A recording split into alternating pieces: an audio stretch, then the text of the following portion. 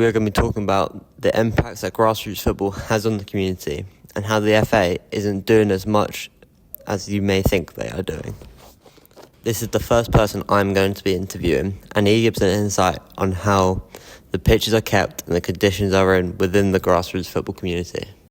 Local football pitches and the change rooms within the area, for example, are the conditions set nicely? Well, I think that some of the pitches and the conditions and stuff really depend on the season, because like in the winter they can get really muddy and really soggy. However, in the summer, or more towards the summer anyway, the pitches can be quite dry and it hurts when you fall over or go for a tackle or something.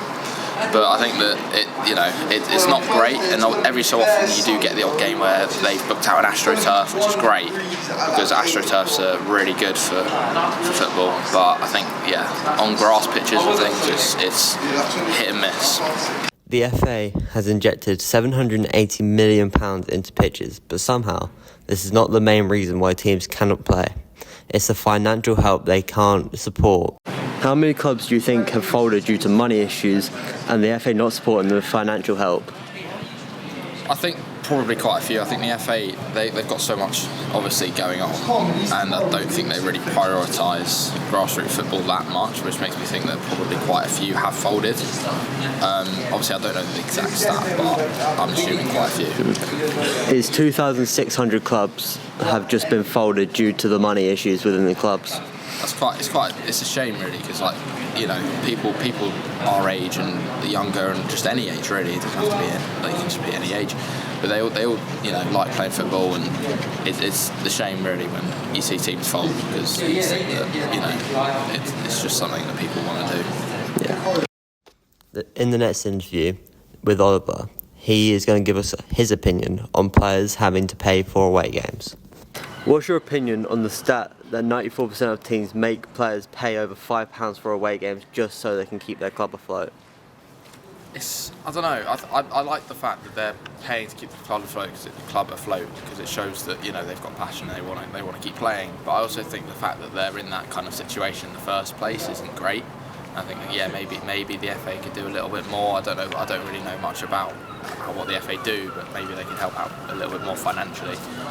But I think it's good in the sense of people that are willing to pay £5 to go on away days to then do to play games and stuff to help keep the club afloat so they can keep playing. But I think in the grand scheme of things, it'd probably be better if the FA kind of handled it a little bit better.